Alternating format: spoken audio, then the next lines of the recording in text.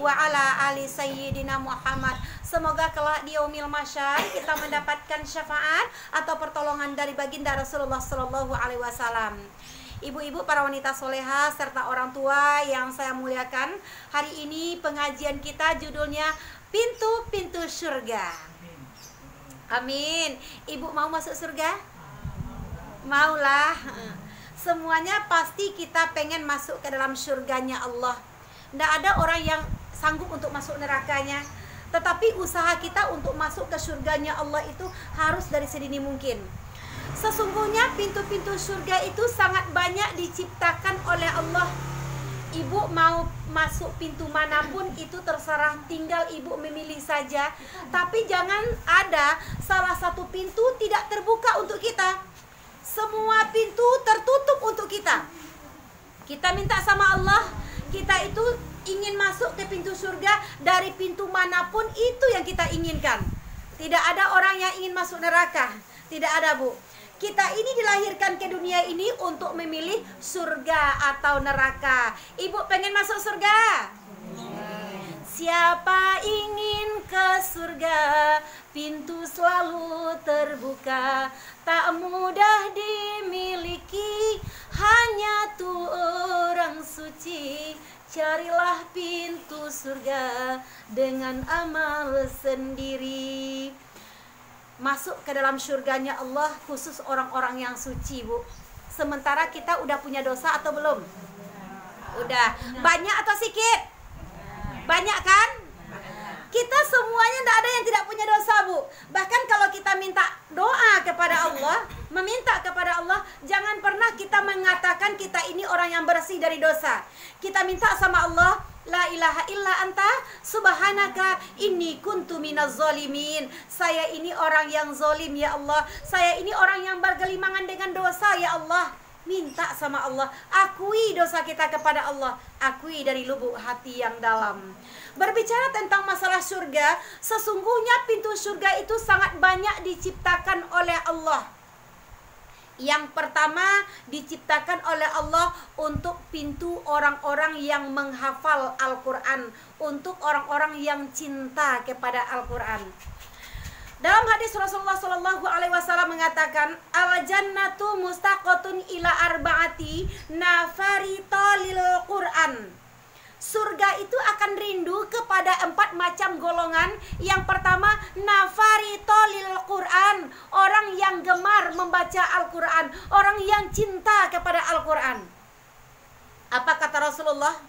Kalau umatku ingin selamat hidup di dunianya, peganglah 2 syarat ini. Yang pertama, berpeganglah engkau kepada Al-Quran dan Sunnah. Insya Allah kemanapun kita pergi, kalau Al-Quran di dalam hati kita ini, insya Allah selamat hidup kita dunia dan akhirat.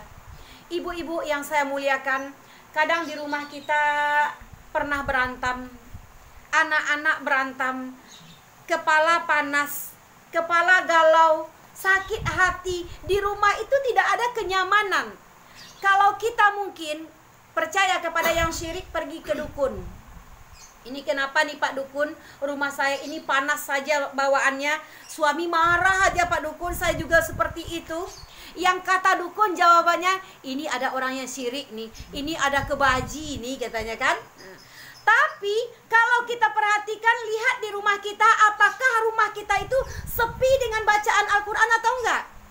Apa kata Rasulullah? Jangan engkau jadikan rumahmu sebagai kuburan, yaitu rumah yang jarang dibacakan Al-Quran di dalamnya. Maka seisi rumah itu akan membuat emosinya cepat naik, Bu.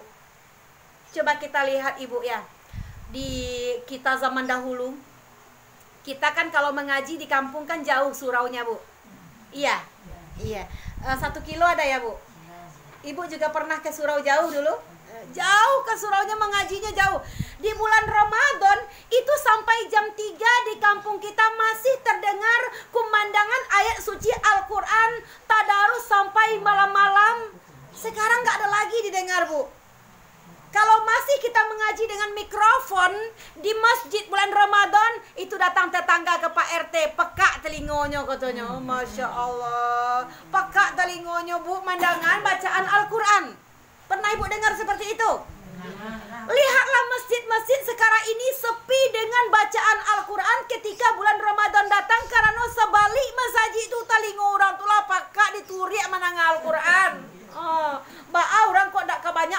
kini bu, mendengar Al-Quran selah pakak telingonyo, makonyo ambil di Allah pendengarannya.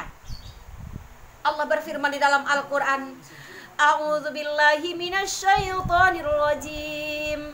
Bismillahirrahmanirrahim. Man 'amila shalihan min dzakarin aw untha wa huwa mu'minun falanuhyiyannahu hayatan thayyibah.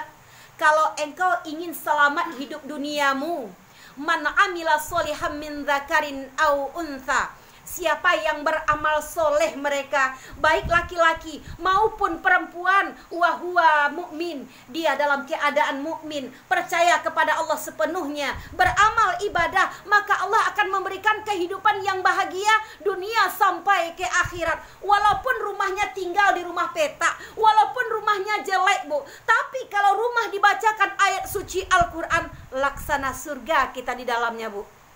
Tapi kalau rumah betapapun cantiknya rumah, gedung bertingkat rumahnya, tapi di rumahnya jarang dibacakan ayat suci Al-Quran, kusui hati yuk masuk ke dalamnya bu. Mau sakit saya nanti. Ambo kini sanang banati ambo masuk ke rumah ibu kok kemah. Karena apa mungkin? Karena orang di dalam rumahku acuk membaca Quran mungkin ya bu ya. Ibu lah ambo puji kok minum dak je tiba di muka ambo. Ambo kan lah awih kini kok. Iya, nya mau detu bu.